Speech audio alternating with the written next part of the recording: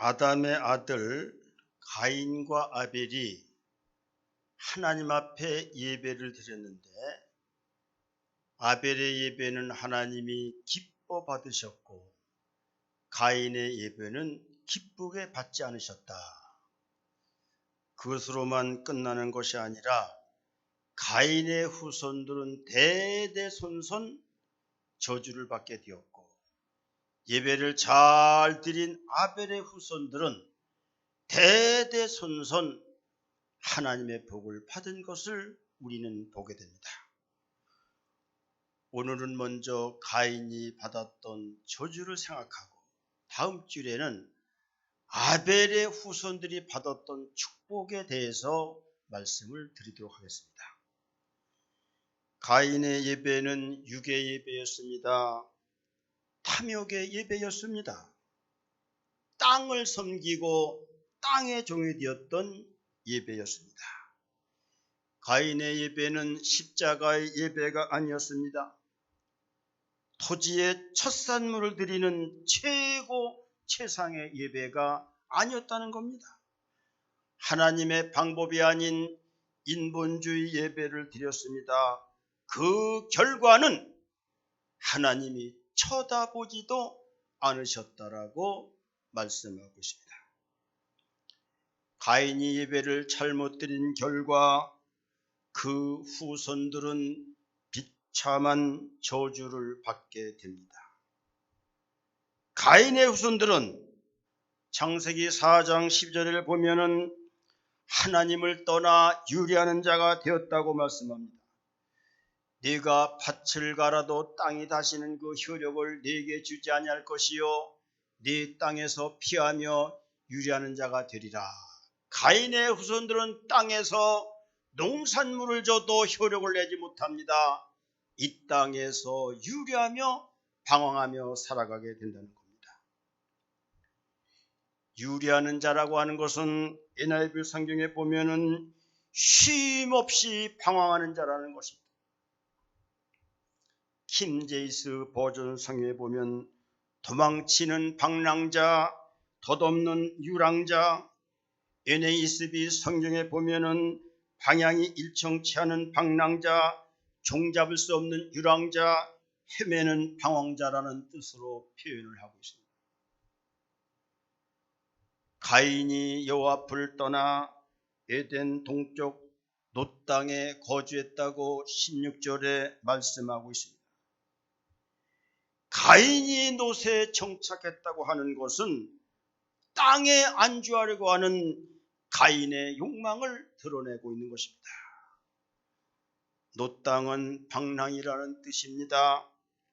유리한다는 뜻입니다. 유랑자와 세상을 가리키고 있습니다. 여러분 누가복음 15장의 탕자 이야기를 잘 알고 있을 것입니다. 아버지 품을 떠나 세상으로 나갑니다. 아버지의 분깃만 받아 세상에 나가면 행복할 줄로 알았습니다. 돈만 있으면 사는 줄로 생각했습니다. 그는 그러므로 형제도 버렸고 부모도 버렸고 인륜도 도덕도 양심도 사회 통념도 다 버렸습니다. 탕자는 도망치는 자였습니다. 덧없이 살아갑니다. 방랑자, 불황자로 살아갑니다. 목적도 비전도 의미도 방향도 가치도 없이 살아갑니다. 가족도 없습니다. 형제도 필요 없습니다. 친구도 동행자도 삶을 함께 나눌 사람도 없습니다. 혼자입니다. 외롭습니다. 돼지를 치며 살아갑니다. 돼지가 먹는 쥐염 열매를 먹으며 살아갑니다. 나중에는 그 쥐염 열매도 없어서 배를 굶주려 살아가고 있습니다. 여러분 사람의 행복이 어디 있는지 아십니까? 부모와 함께 있을 때 행복한 거고요. 형제와 함께 있을 때 행복한 거고요. 자녀와 함께 할 때 행복한 거고요. 친구와 이웃과 함께 할 때 행복한 거고요.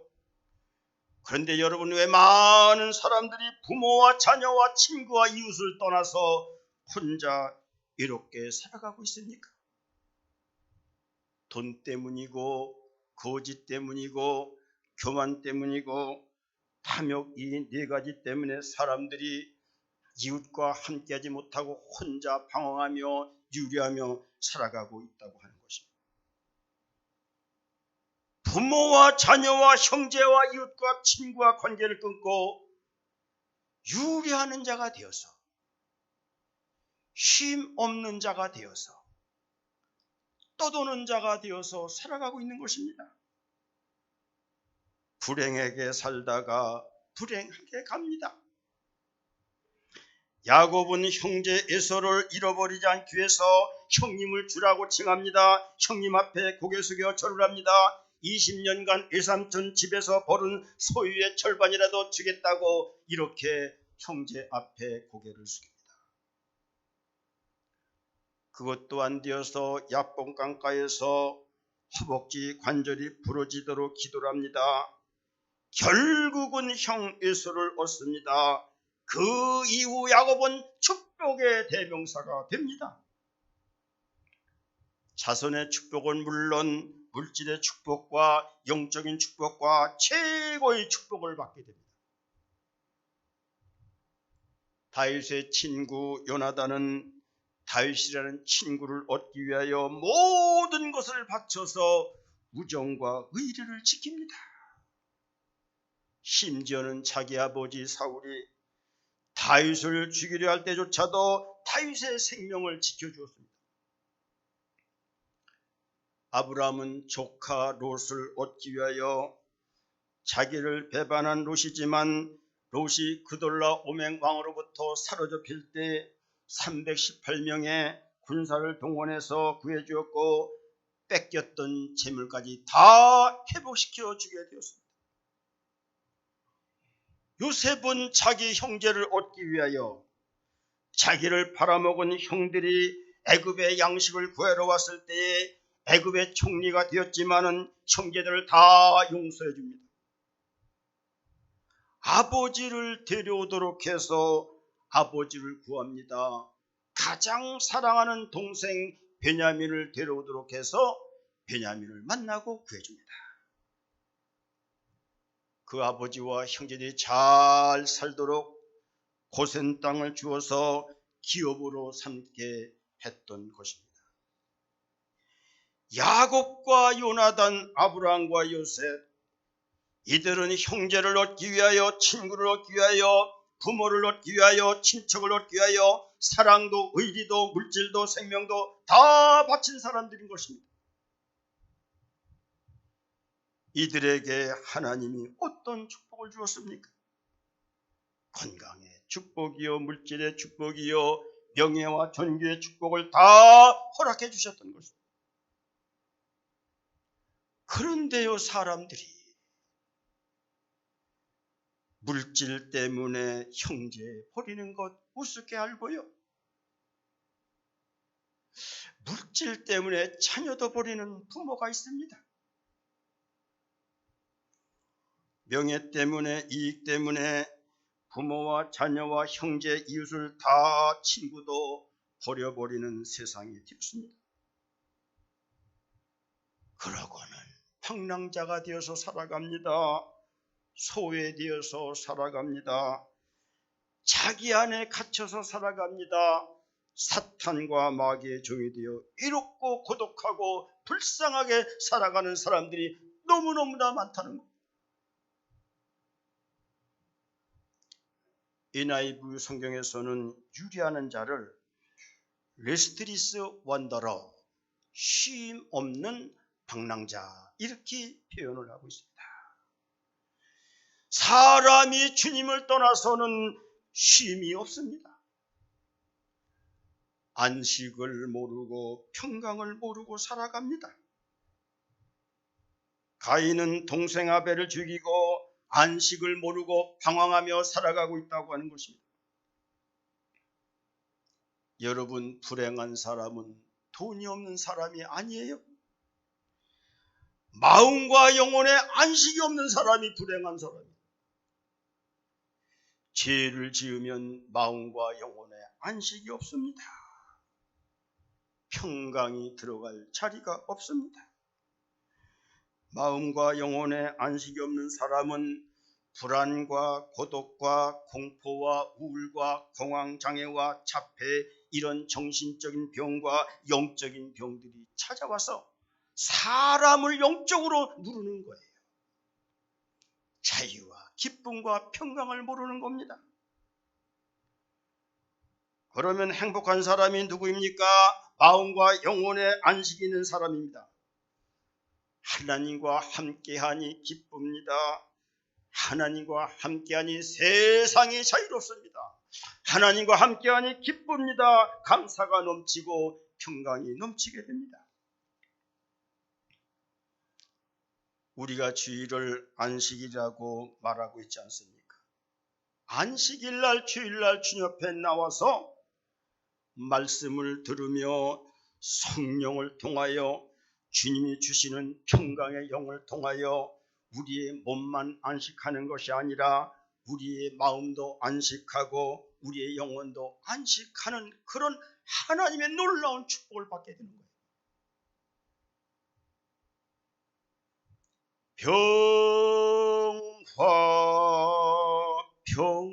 평화로다. 하늘 위에서 내려오네. 그 사랑의 물결이 영원토록 내 영혼을 덮으소서. 주님 앞에 예배드릴 때 하늘의 평화가 내려오는 거예요. 이 세상에 살면 근심 없이 살 사람이 없습니다. 사탄과 마귀가 조이기 시작하면 인간의 영혼은 완전히 무너지는 거예요. 어떤 성도들은 하나님 주시는 안식을 모르고 평강을 모르고 기쁨을 모르고 은혜를 모르고 하나님과 유리하여 살아가는 많은 사람들이 있다는 거예요. 왜 그런지 아십니까? 아벨의 예배를 드리지 아니하고 가인의 예배를 드렸기 때문인 것입니다. 예배가 이렇게 중요한 거예요. 우리의 믿음을 잘 정리해야만 합니다. 아직도 늦지 않았습니다. 가인의 후손은 오늘 창세기 4장 16절 17절 보면은 에녹성을 쌓았다고 말합니다. 가인이 여호와 앞을 떠나서 에덴 동쪽 놋 땅에 거주하더니 아내와 동침함에 그가 임신하여 에녹을 낳은지라. 가인이 성을 쌓고 그 아들의 이름으로 성을 이름하여 에녹이라 하니라 말씀하고 있습니다. 에녹성은 예배에 실패한 자가 세상에 나가서 쌓는 성을 말해주고 있는 것입니다. 에녹성이 사람이 쌓은 최초의 성인데 도시 문화를 상징하고 에녹성이 결단하여 바벨탑을 쌓게 된다는 것입니다. 여러분, 성경 주석학자 이상근 박사는 하나님은 농촌을 만드시고 사탄은 도시를 만들었다, 그렇게 말씀한 바가 있습니다. 농촌은 순수하고 농촌은 순박합니다. 도시는 화려한 것 같지만은요, 온갖 불륜과 온갖 죄악과 온갖 어둠의 세력들이 작용하는 곳이 도시라는 사실을 우리는 알아야만 됩니다.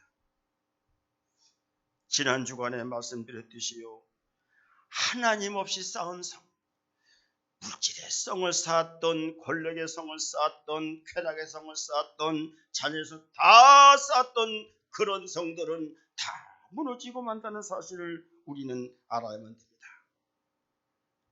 하나님 없는 문화와 문명은 다 무너지고 마는 것입니다.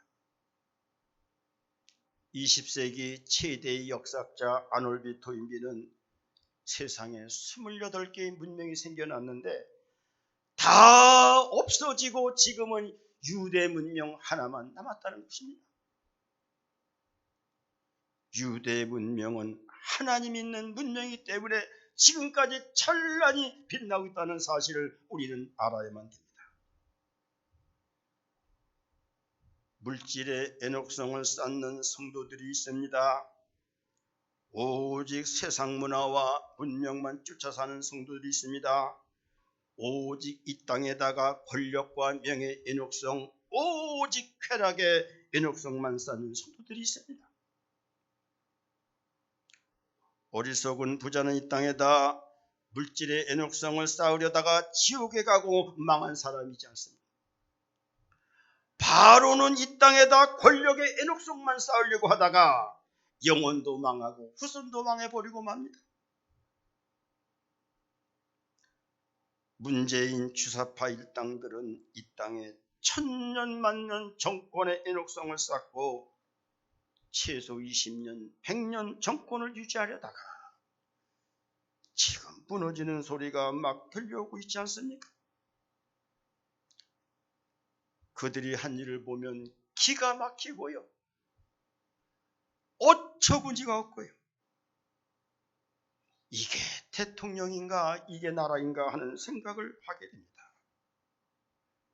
대한민국은 보이지 않고 국민은 보이지 않고 오직 정권의 애녹성만 쌓았던 사람들입니다. 이번 선거에 저들은 진다는 생각은 꿈에도 하지 않았다는 거예요. 하나님이 정권의 애녹성을 무너뜨렸습니다. 이번 3구 대선은 교회의 승리요, 애국우파의 승리요, 기도하는 기독교인의 승리요, 광화문 기도 세력의 승리요, 하나님의 승리라는 사실을 우리는 알아야 됩니다. 남편이 5이나 되던 사마리아 여인은 쾌락의 애녹성을 쌓다가 주님 만나는 바람에 살아나는 여자였던 것입니다. 사실인지는 모르나 많은 교인들 가운데 목사, 장로, 집사, 권사들 가운데서도 쾌락의 애녹성을 쌓고 살아가는 사람들이 많다고 하는 것입니다. 애녹성이 발전한 것이 바벨탑이라고 하는 것입니다.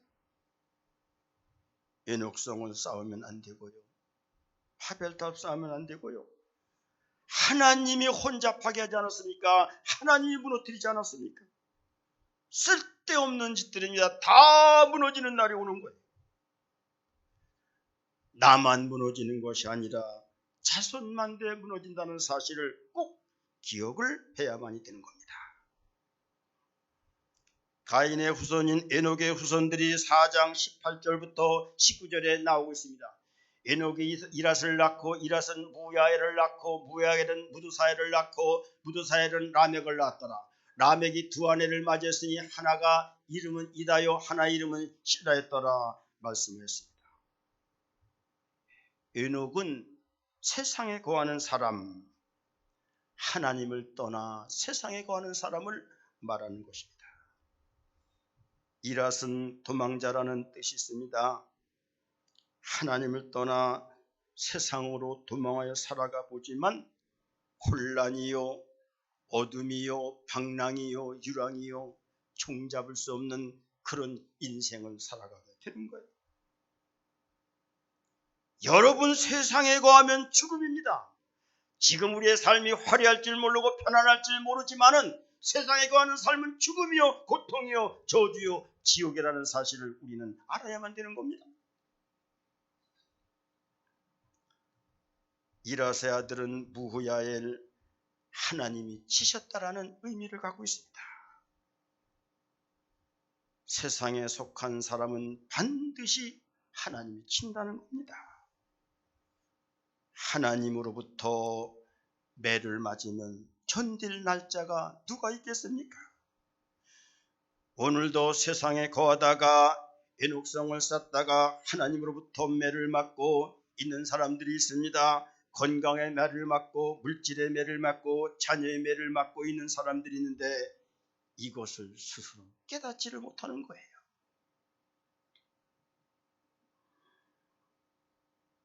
내가 이야기해줘야 오히려 화를 내고 듣질 않기 때문에 말하지 않지만 오늘날도 많은 사람들이 이 매를 맞고 있는데도 깨닫지 못하고 그래도 가인의 삶을 살아가는 사람들이 있다는 겁니다.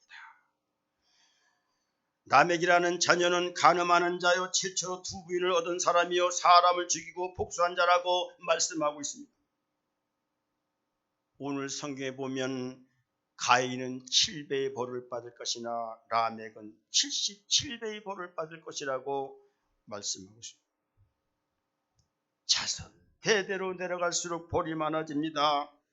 세상에 애녹성을 쌓는 사람들의 모습을 보여주고 있는 것입니다.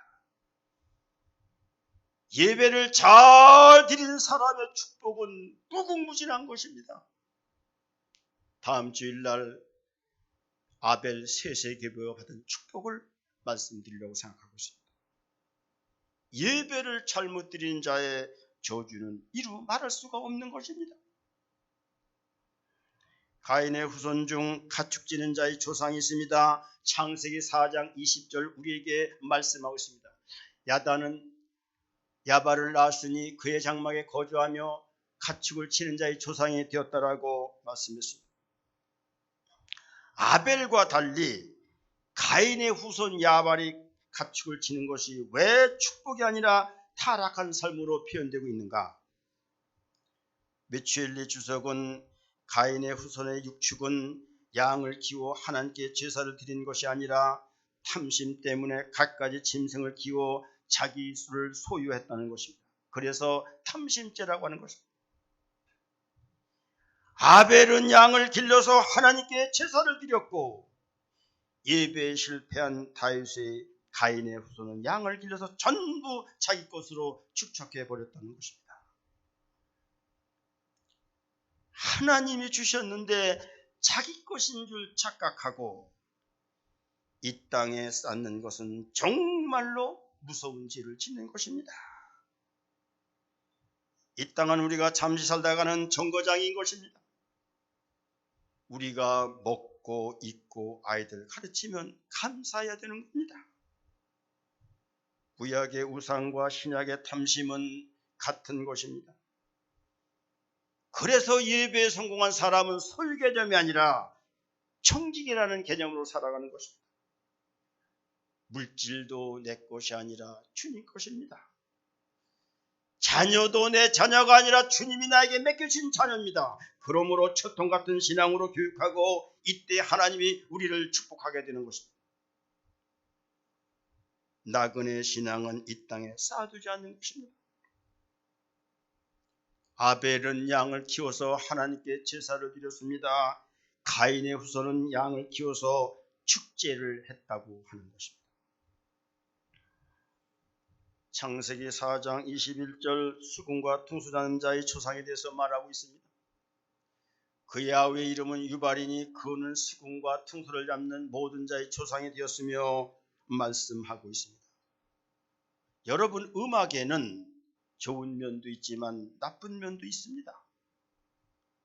메추엘리 주석가는 수금과 퉁소를 잡는 모든 자의 조상이 되었으며를 향락과 즐거움의 길을 의미라고 말했고, 카일 델리치 주석가는 가인 자손의 역사는 살인 행동으로 시작하여 살인하는 노래로 끝맨다고 말씀하셨습니다. 가인의 노래는 타락의 노래요 쾌락을 의미한다는 겁니다. 살인하는 노래라고 하는 것은 영혼을 죽이는 노래인 것입니다. 여러분, 영혼을 죽이는 노래 많이 있습니다. 오히려 복음성가조차도 뉴에이지가 들어와서 인간의 죄성을 유발시키고 인간의 심령을 타락하게 만들고 인간의 영혼을 죽이는 노래가 있다는 것입니다. 잘 분별해서 불러야 되는 것입니다. 하나님께 영광을 돌려지는 찬송이라면 생명을 살리고 심령을 살리고 인간의 마음을 순결하게 만드는 것. 우리 자녀들 세상 음악 조심할 줄 알아야만 됩니다. 이사야 14장 11절에 보면 이렇게 말씀합니다. 내 영화가 서울에 떨어졌으며 내 비파 소리까지로다. 구데기가 내 아래에 깔림이며 지렁이가 너를 덮었도다. 비파의 소리가 음부에 떨어졌다는 것입니다. 타락한 음악이 얼마나 무서운가를 우리에게 말씀해 주고 있는 것입니다. 요한계시록 18장 22절 이렇게 말씀합니다. 또 고무고 타는 자와 풍류하는 자와 퉁소 부는 자와 나팔 부는 자들의 소리가 결코 다시 내 안에서 들리지 아니하고 어떠한 세공업자든지 결코 다시 내 안에서 보이지 아니하고 또 맷돌 소리가 결코 내 안에서 들리지 아니하고 말씀합니다. 타락한 음녀교회의 모습은 인간의 쾌락과 향락과 즐거움을 대표하는 타락한 음악임을 보여주고 있다는 것입니다. 가인의 후손 중에 기계를 만든 자 두발가인이 있습니다. 창세기 4장 22절 신라는 두발가인을 낳았으니 그는 구리와 쇠로 여러 가지 기구를 만드는 자요 두발가인의 누이는 나아마였더라 말씀했습니다. 가인의 후손 두발가인이 만든 기구는 사람을 해하는 기구로서 피파계와 사륙을 만들어냈다는 것입니다. 이 무기가 발전하여 마지막에 보면 입에서 불이 나오고 연기와 유황이 나오는 무시무시한 오늘날의 핵무기로까지 발전을 하고 있다고 하는 것입니다. 다 예배에 실패한 가인의 후손 두발가인이 만든 날카로운 무기가 인간을 살인하고 인간을 죽이고 전쟁으로 몰아넣고 온갖 인간을 살인전쟁으로 몰아가고 있는 것입니다.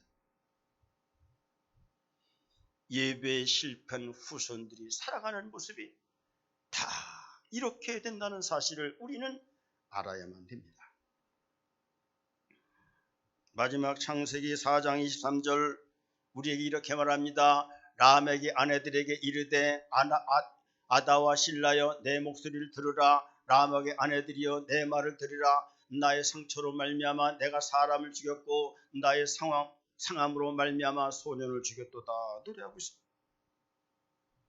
사람을 죽여놓고는 자랑하고 노래하는 모습을 봅니다. 우리가 가끔 신문에 보면은요 사람을 그렇게 연쇄살인하는 범인들 잡아도요 전혀 부끄러움도 모르고 양심대 가책도 없고 얼굴 하나 부끄러운 줄 모르는 사람들이 있음을 우리는 보게 됩니다. 본문의 내용을 현대인의 성경에는 이렇게 번역하고 있습니다.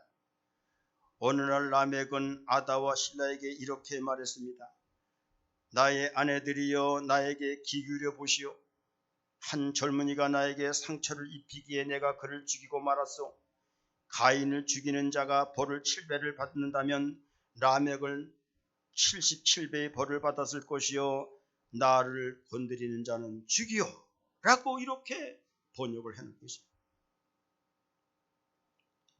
예배를 잘못 드린 자의 자녀들이 전쟁과 복수와 살인의 삶을 살아가게 된다는 것입니다.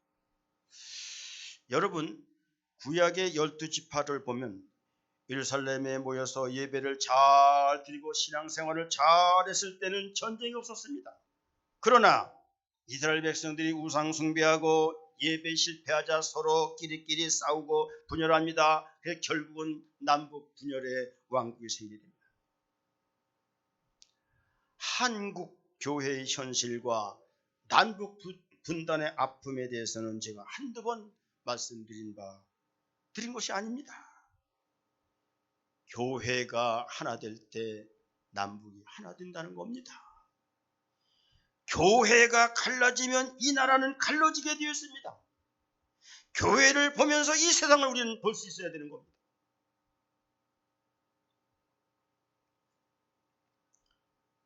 서임중 목사님이 이 교회를 다녀가시면서 참 내가 10년간 이렇게 사역을 해봤는데 참 산난교회가 그래도 평화롭고 자 이렇게 교인들이 목회자를 돕고 자 평안하게 지낸 것 같다고 칭찬하는 소리를 들었습니다.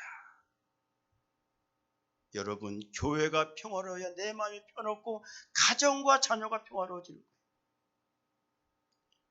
교회를 뒤흔들면 하나님께서 가정을 뒤흔들어 놓는 거예요. 그걸 우리는 알아야 되는 거예요. 가인의 후손들이 받은 저주를 보며 여러분 무엇을 느끼십니까?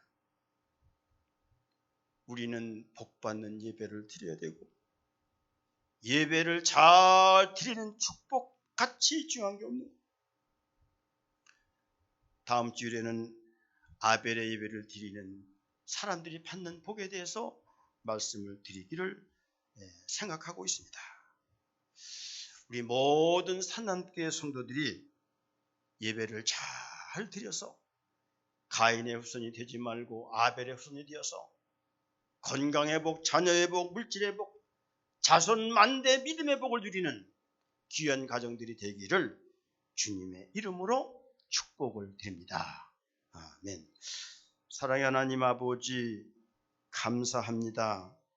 가인은 잘못된 예배 때문에 그 후손들이 이렇게 고통과 비참한 저주를 받지만 아벨의 후손들은 예배를 잘 드려서 육신적인 축복은 물론 정신적인 축복은 물론 영적인 복도 누렸던 것을 성경을 통해서 보게 됩니다. 우리 산남교회 모든 성도들이 하늘의 평강과 기쁨이 임하게 하시고 말씀에 잘 순종하고 예배를 드려서 자손만대 복을 받고 이 땅에 하나님의 영광을 누릴 수 있는 성도들 다 되도록 은총 주시기를 원하며 우리 주 예수님 이름으로 기도드리옵나이다. 아멘.